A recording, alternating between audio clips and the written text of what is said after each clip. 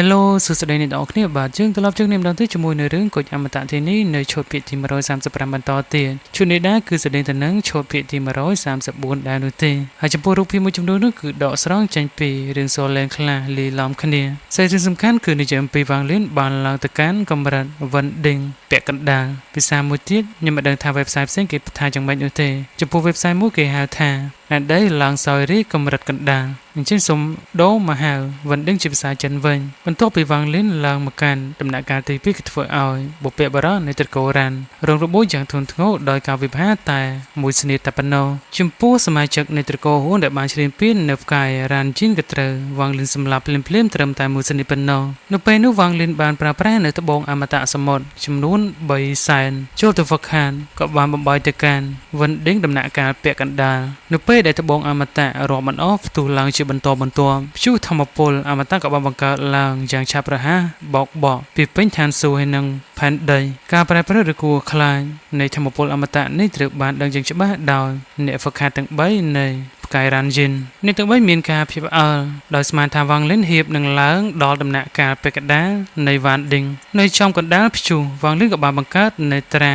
ដៃមួយហើយស្រែកថាស្រូបដោយពឹងផ្អែកទៅលើធម្មពលនៃតើនីតិខៈរដូវលឿងគាត់ក៏បានលេបត្របាក់នៅព្យុះអមតៈយ៉ាងខ្លាំងក្លាដូចជាត្រីបលែនលេបសមុទ្រធម្មពលអមតៈដ៏ធំសម្បើមបានហូរចូលទៅក្នុងខ្សែវងរបស់គាត់យ៉ាងព្រៃផ្សៃហើយត្រូវបានលេបត្របាក់ទាំងស្រុងដល់វិញ្ញាណដើមរបស់គាត់ការហ្វឹកហាត់របស់គាត់ក៏ឈានទៅដល់ដំណាក់កាលពាក់កណ្ដាលនៃ Vending ខ្វះតែការយល់ដឹងនៃចេតនាតែដើម្បីបំបែកបានពេញលេញការបង្ហាញនៃអំណាចនេះគឺជាវិធីរបស់វ៉ាងលិនក្នុងការវិភាគទៅលើភ្នំដើម្បីបំភ័យខ្លាបុព្វបុរសទៅក្ររ៉ានក៏បានទៅសាឡបងវ៉ាងលិនភ្លាមដោយមកដល់តាមវិជ្ជាផ្លូវ Teleport គាត់ក៏បានបញ្ចេញនូវសមាធិទេពីកំណើតគឺជាបាតដៃផ្គររន្ទះដើម្បីវិភាគវ៉ាងលិនប៉ុន្តែវាត្រូវបានកំទេចដោយអាយ៉ងអ្នកការពារអមតៈដែលនៅពីក្រោយខ្នងរបស់វ៉ាងលិននោះដែលគ្រាន់តែធ្វើចរណា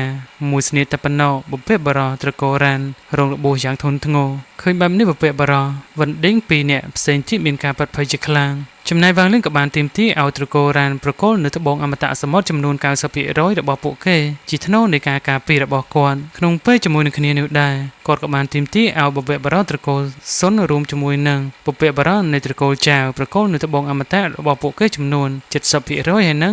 90% ទៀតរៀងៗខ្លួនគាត់ក៏បានទាមទារនៅវត្ថុបុរាណទាំងអស់របស់សមាជិកនៃត្រកូលហ៊ួនកាលពី4ឆ្នាំមុនបន្ថែមទៀតផងដែរគាត់បានបញ្ជាក់យ៉ាងច្បាស់ថាបើសិនជាត្បូងអមតៈមិនអាចបំពេញនៅតម្រូវការនៃការបង្កើតរបស់គាត់បានទេគាត់មិនជ្រៀតជ្រែកក្នុងបញ្ហាដែលពួកគេបានបង្កឡើងនោះឡើយក្រោមការគំរាមកំហែងនៃការបំផ្លិចបំផ្លាញដល់ត្រកូលហ៊ួនបុព្វបុរសទាំង3គ្មានជំរឿអ្វីក្រៅពីយល់ព្រមដោយប្រគល់នៅត្បូងអមតៈសមុទ្រនិងវត្ថុបុរាណដែលបានព្រមព្រៀងគ្នាវ៉ាងលិនបាននិយាយថាប្រសិនបើជាត្រកូលហ៊ួនមកគាត់នឹងដោះស្រាយវាដោយខ្លួនឯងហើយប្រាប់ពួកគេកុំឲ្យរំខានគាត់អីសោះនិយាយរួចក៏បានងាកចាក់ចេញទៅក្រោយមកវ៉ាងលិនក៏បានពិនិត្យមើលវត្ថុបុរាណរបស់ត្រកូលហ៊ួនហើយក៏បានរកឃើញនៅផ្លាកបញ្ជាគុជមួយគឺវាបានមកពីភពយិនសៀដែលមានសរសៃរ៉ែដែលមានធាតុលោហៈធ្វើឲ្យគាត់នឹងរំភើបចិត្តជាខ្លាំងគាត់ដឹងច្បាស់ថាសរសៃឈាមដ៏កម្របែបនេះនឹងទាក់ទាញនឹងការប្រកួតប្រជែងយ៉ាងខ្លាំងក្លាជៀសមិនរួចនោះឡើយដោយសារតែរឿងនេះគឺផ្លាកបញ្ជាគុជម្ចាស់នៃផ្លាកបញ្ជាគុជត្រូវបានគេតាមប្រមាញ់និងរងរបួសយ៉ាងធ្ងន់ធ្ងរដោយបានរត់គេចខ្លួនមកកាន់ផ្កាយរ៉ាន់ជីនមួយនេះវាច្បាស់ណាស់ថាបុព្វបុរសនៃត្រកូលរ៉ាន់ទាំង3មិនដែលឃើញនៅផ្លាកបញ្ជាគុជនេះនោះទេបើមិនដូច្នេះពួកគេមិនអនុញ្ញាតឲ្យខ្លួនឯងទៅពាក់ព័ន្ធជាមួយនឹងរឿងទាំងអស់នេះនោះឡើយសំខាន់ជាងនេះទៅទៀតអង្កាមដែលគួរឲ្យខ្លាចរបស់វ៉ាងលិនគ្រាន់តែខ្វះនៅធាតុលោហៈប៉ុណ្ណោះទើបអាចសម្រេចបានគាត់ជឿជាក់ថាសរសៃរ៉ែទាំងមូលនឹងគ្រប់គ្រាន់ដើម្បីសម្រេចបាននៅគោលដៅរបស់ខ្លួននៅពេលវារួចរាល់វានឹងទទួលស្គាល់វ៉ាងលិនជាម្ចាស់មិនខាននោះទេគាត់ពោពេញទៅដោយការរំពឹងទុកចំពោះសមត្ថភាពទេពដែលវានឹងផ្ដល់ឲ្យក្នុងពេលជាមួយគ្នានេះគាត់ក៏បានធ្វើការសម្រេចចិត្តយ៉ាងម៉ឺងម៉ាត់ទៀតថាអ្នកណាដែលព្យាយាមដណ្ដើមនៅសរសៃរ៉ែគាត់នឹងសម្លាប់វាចោលដោយគ្មានធម្មតានោះទេដើម្បីកំណត់អំពីទីតាំងនៃភពយិនសៀវ៉ាងលិនក៏បានស្នើសុំផែនទីត្បូងនៃដែនដីផ្កាយទាំងអស់ពីស៊ុនស៊ីបន្ទាប់ពីសិក្សាវារួចគាត់ក៏បានរកឃើញថាភពយិនស៊ីមានចម្ងាយឆ្ងាយពីភពរ៉ានយិនត្រូវការយ៉ាងហោចណាស់ក៏ច្រើនខែ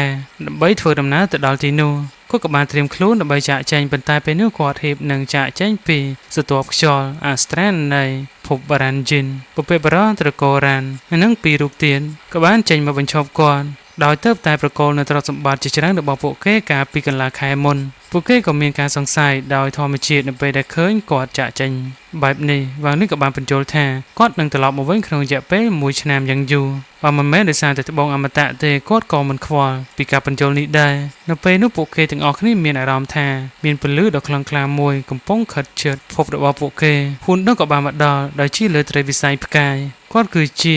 អ្នកការពារលំដាប់ទី2នៃត្រកូលហ៊ុនដែលមកពីផ្កាយបំភាន់1000ដែលត្រូវបានបញ្ជូនក្រោមបញ្ជារបស់នារីវ័យក្មេងឲ្យដោះស្រាយនៅបញ្ហាមួយនេះផងដែរចេតនារបស់គាត់សម្រាប់អ្នកដែលពាក់ព័ន្ធទាំងអស់ការមកដល់របស់គាត់គឺមានឥទ្ធិពលយ៉ាងខ្លាំងអារម្មណ៍ទេពនិងធម្មពលអមតៈត្រូវបានរីករាលដាលបណ្ដាលឲ្យអ្នកហ្វឹកហាត់កម្រិតទៀតជាច្រើនលើផ្កាយរ៉ាន់ជីនក្អួតឈាមយ៉ាងខ្លាំងបុព្វបុរសទាំង3ក៏បានស្លេកស្លាំងនៅពេលឮពាក្យថាត្រកូលហ៊ួនដែលបង្ហាញអំពីការភ័យខ្លាចជាងច្បាស់នៅលើមុខរបស់ពួកគេអញ្ចឹងខ្ញុំសូមបញ្ជាក់ថាវីដេអូនេះដែរគឺខ្ញុំបកប្រែពីគេស្រាប់នោះទេពាក្យមួយចំនួនអាចជាពិបាកយល់បន្តិចពួកវាដកស្រង់ចេញពីសាច់រឿងប្រឡោមលោកដោយសារតែគាត់ទទួលយកនៅការទូទាត់របស់វ៉ាងលិនជ្រើសរើសធ្វើសកម្មភាពដោយចាប់ផ្ដើមចាប់ជោគនៅវិញ្ញាណទេពរបស់គាត់ក៏បាននិយាយពាក្យមួយថាឆាប់រត់ទៅពេលនោះប្រែខ្លាទៅជីបគោលន់វាក៏បើកនឹងការវិបហាដោយផ្ទាល់ហ៊ុនដងដោយកំហឹងខ្លាំងពេកក៏បានសងសឹកដោយសមត្ថភាពទេព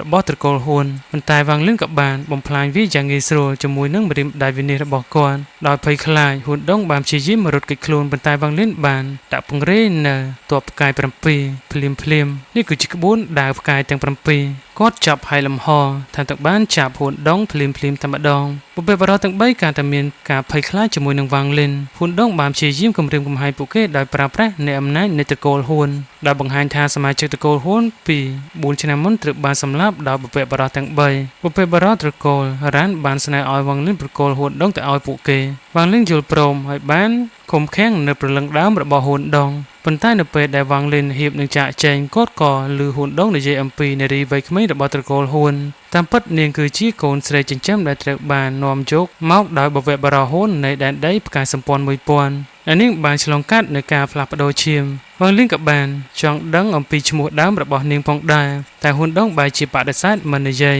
ដូច្នេះវ៉ាងលិនក៏បានប្រើនៃការស្វែងរកព្រលឹងអ្វីដែលគាត់បានឃើញធ្វើឲ្យទុកមុខរបស់គាត់ប្រែទៅជាខ្មៅងងឹតនារីវ័យក្មេងដែលគេស្គាល់ថា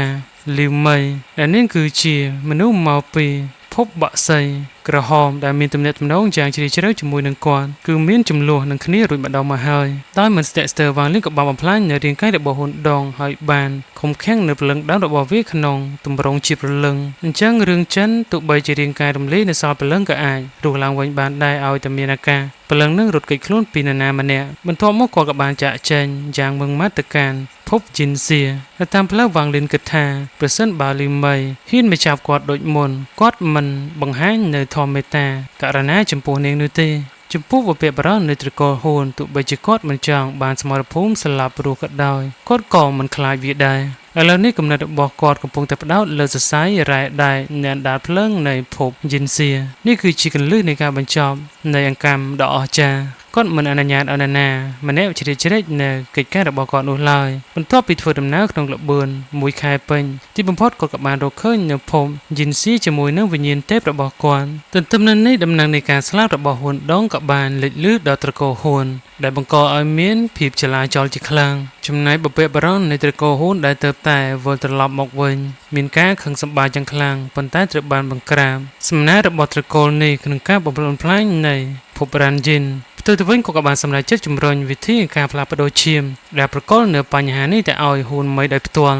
តែអនុញ្ញាតឲ្យនាងអាចបង្កើតនៅអំណាចរបស់ខ្លួនមាននរណាម្នាក់ក្នុងត្រកូលហ៊ុនប្រឆាំងនឹងគាត់នោះឡើយគាត់ក៏បានបញ្ជាឲ្យដាក់ពង្រាយនៅក្បួនចាក់សោផ្កាយនៅជុំវិញនៃភពរ៉ាន់យិនគឺដើម្បីរារាំងអ្នកណាម្នាក់ពីការរត់គេចពួកគេនឹងរងចាំរហូតដល់ការផ្លាស់ប្ដូរត្រូវបានបញ្ចប់មុនពេលចាត់វិធានការនៅម្ខាងទៀតវ៉ាងលិនក៏បានជិះនៅនាគរាជប្រាក់មួយក្បាលដែលបង្កើតឡើងពីត្រីពិសាយផ្កាយរបស់គាត់ដែលធ្វើដំណើរត្រង់ទៅកាន់ភពយិនសៀមេឃនៅទីនោះក៏បានគ្របដណ្ដប់ដោយអាបដ៏ក្រាស់ដោយគ្មានពន្លឺព្រះអាទិត្យណាមួយជ្រាបចូលឡើយភពទាំងមូលពោពេញទៅដោយរស្មីនៃសេចក្តីស្លាប់យ៉ាងក្រាស់ក្រែលពីស្នាមព្រះនៅក្នុងដីសរីរាង្គដែលរលួយដូចជាអាយ៉ងបានលាតសន្ធឹងចេញមកថែមទាំងរង្គើនៅពេលដែលវ៉ាងលិនហួរទៅមុខ គាត់ក៏បានពង្រីកនៅអារម្មណ៍ទេពរបស់គាត់ដើម្បីស្វែងរកនៅសរសៃឈាមរ៉ែភ្លាមៗនោះវាក៏ចាប់ផ្ដើមកកបន្ទាប់មកក៏បានដកថយមួយចូលទៅក្នុងដីភ្លាមៗសំឡេងក្រហមនៃគួរឲ្យខ្លាចក៏បានបន្លឺឡើងពីផ្នែកផ្សេងទៀត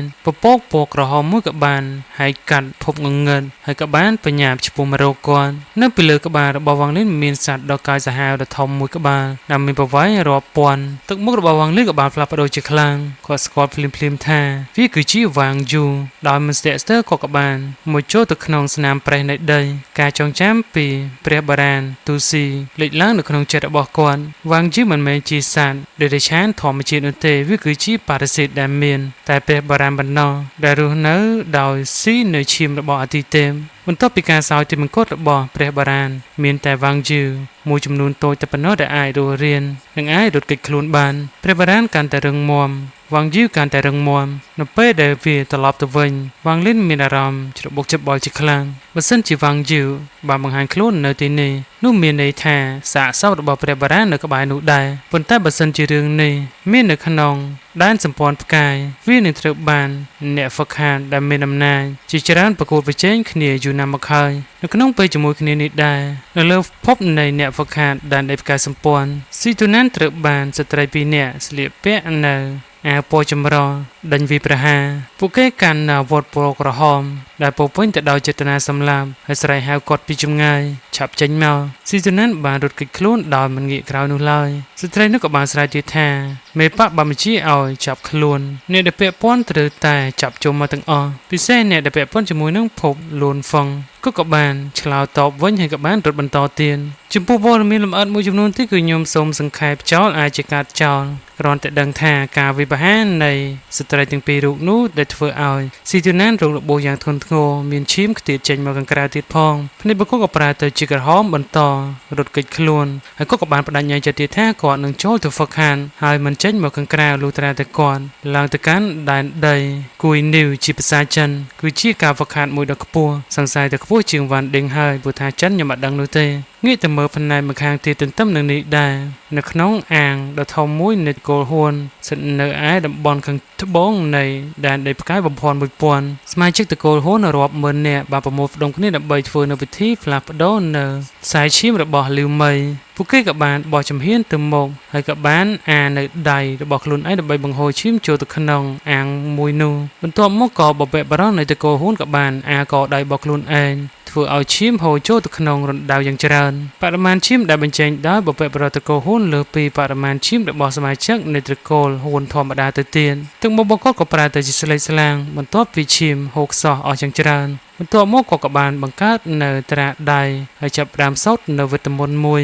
ដែលបណ្ដាលឲ្យឈាមទាំងអស់នៅក្នុងរណ្ដៅរលាយចូលគ្នាទាំងស្រុងពីឈាមរបស់មនុស្សរាប់ម៉ឺននាក់គាត់ក៏បានចម្រាញ់ពូជពងហូនដ៏បរិសុទ្ធបំផុតដោយបង្រួមវាទៅជាសញ្ញាឈាមរាប់ពាន់ដែលបានបោះត្រាលើរាងកាយរបស់លីវម៉ៃឈាមដើមរបស់នាងទាំងអស់ត្រូវបានស្រង់ចេញនិងបានបំលែងនេះគឺជាស្នូលនៃវិធីបំលែងខ្សែឈាមនៃបហួនបន្ទាប់មកបបិបរោះក៏បានដើរទៅក្បាលលីវម៉ៃដោយដាក់បាតដៃរបស់គាត់លើក្បាលរបស់នាងគាត់បានចាក់បញ្ចូលនៅចេតនាតែរបស់គាត់នៃការបំផន់ជាច្រើនតែគ្មានតម្រងរួមជាមួយនឹងធម្មពលអមតៈដ៏ធំសម្បើមចូលទៅក្នុងខ្លួនរបស់នាងដោយគ្មានការស្ទាក់ស្ទើរទោះបីជាត្រូវចំណាយពេលលើការខូចខាតនៃការបង្កើតរបស់គាត់ក៏ដោយគាត់នៅតែបដិញ្ញាចិត្តលើកម្ពស់នៃដែនដីរបស់នាងមានតែអ្នកហ្វឹកហាត់ដែលបានបោះជំហានចូលទៅក្នុងដំណាក់កាលទី2នៃការហ្វឹកហាត់តែប៉ុណ្ណោះដែលមានអំណាចដ៏អស្ចារ្យបែបនេះដើម្បីផ្លាស់ប្ដូរនៅវាសនាហើយបបិបរោះនៃត្រកូលហ៊ុនគឺជាអ្នកហ្វឹកហាត់ដ៏អស្ចារ្យម្នាក់នៅក្នុងអាណាចក្រគួយនីវជាដើម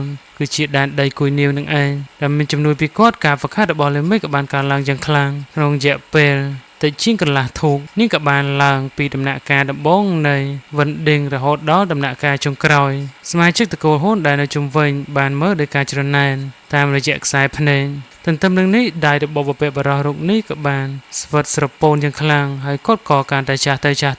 គាត់បានដើរថយក្រោយហើយប្រាប់លីមីថាចាប់ពីថ្ងៃនេះតទៅនាងគឺជាសមាជិកពិតនៃត្រកូលហ៊ុនគាត់បានជំរុញឲ្យនាងខិតខំចូលទៅក្នុង ដែលដេកលំហយិនយ៉ាងឲ្យបានឆាប់ដែលអាចធ្វើបានហើយបានបញ្ជាឲ្យនេះទៅកាន់ភពរ៉ាន់យិនដើម្បីប្រយុទ្ធនៅក្នុងសមរភូមិដំបងនិងបង្កើតកេរ្តិ៍ឈ្មោះរបស់នាងផងដែរលីមីងងក់ក្បាលរួចបោះចំហៀនចូលទៅក្នុងលំហយិនយ៉ាងហើយហោះតែម្នាក់ឯងធ្វើទៅកាន់ភពរ៉ាន់យិនយើងងាកទៅមើលវ៉ាងលិនវិញបន្ទាប់ពីវ៉ាងយឺបានចាក់ចេញទៅវ៉ាងលិនក៏បានជ្រមុជចូលទៅក្នុងដីកាន់តែជ្រៅទៅ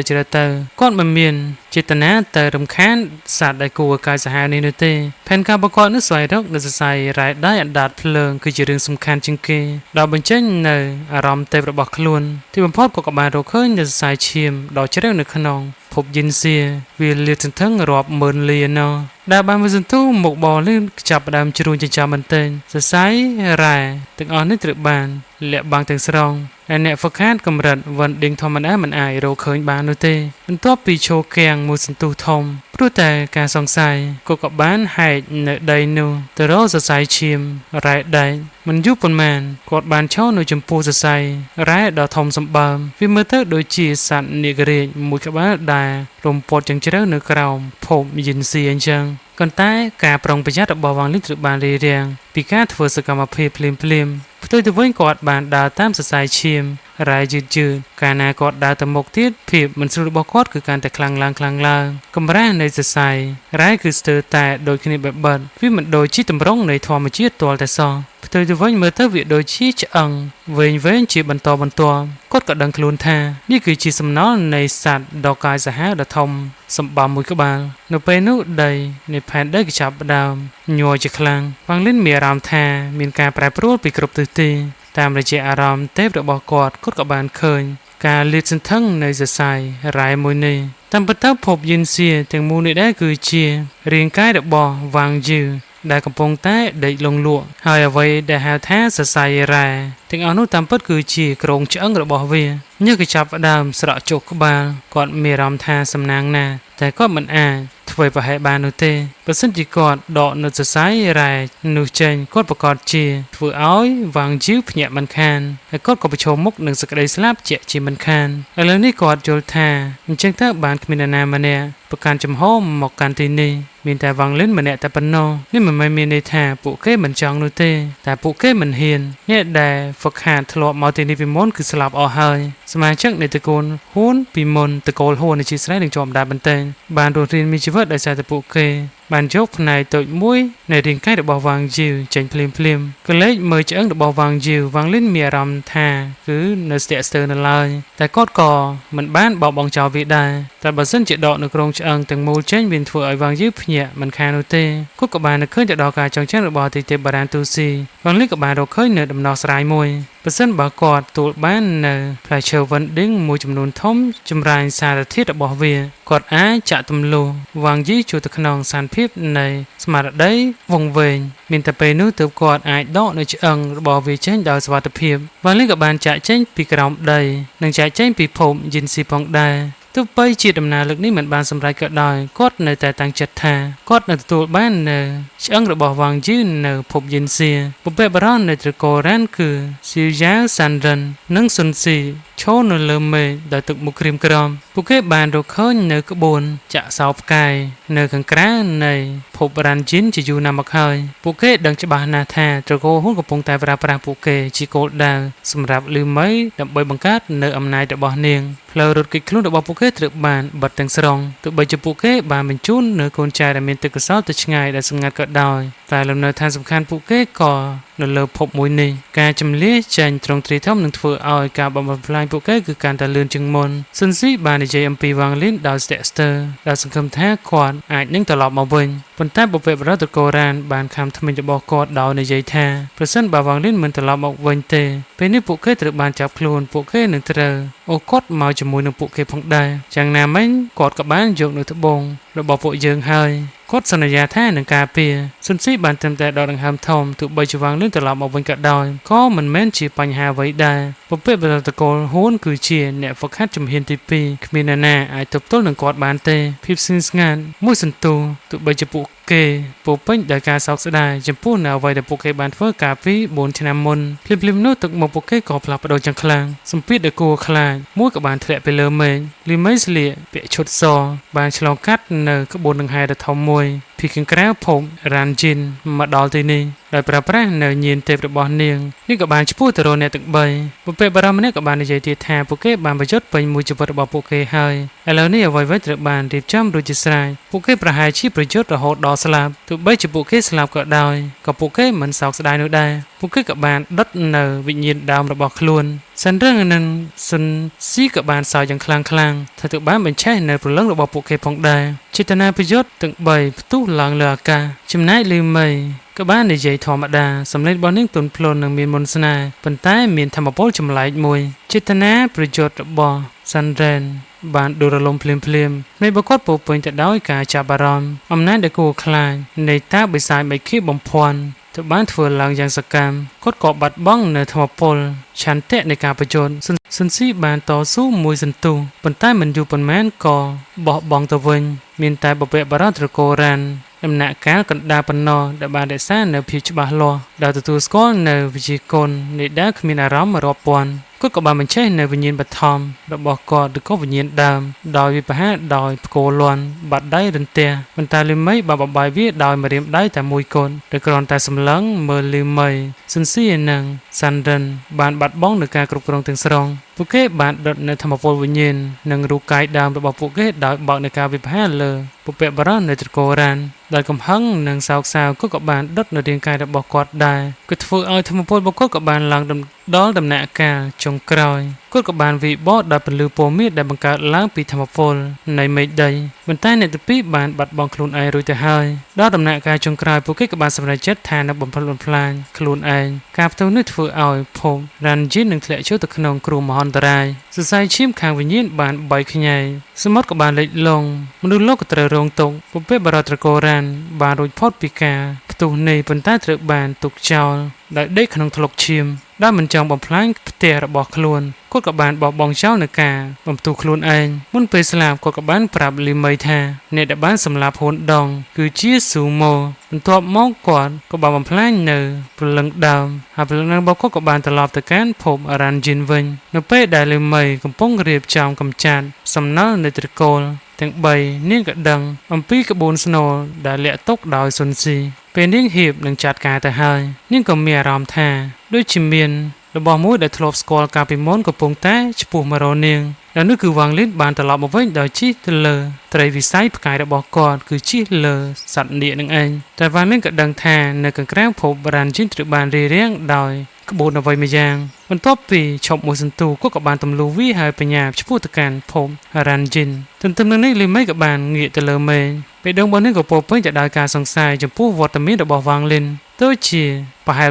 ធ្លាប់ស្គាល់គ្នាពីកាលអាចជាស្ត្រីចាស់ឯសាច់រឿងរបស់យើងក៏ស្ដាប់បំណែហើយក៏សូមអធិស្ឋានរាល់ការបកប្រែនៅក្នុងវីដេអូនេះផងដោយសារតែទី1គឺសាច់រឿងគេវែងពេកហើយខ្ញុំអត់បានកែសម្រួលច្រើននោះទេគឺចូលមកទាំងដល់តែម្ដង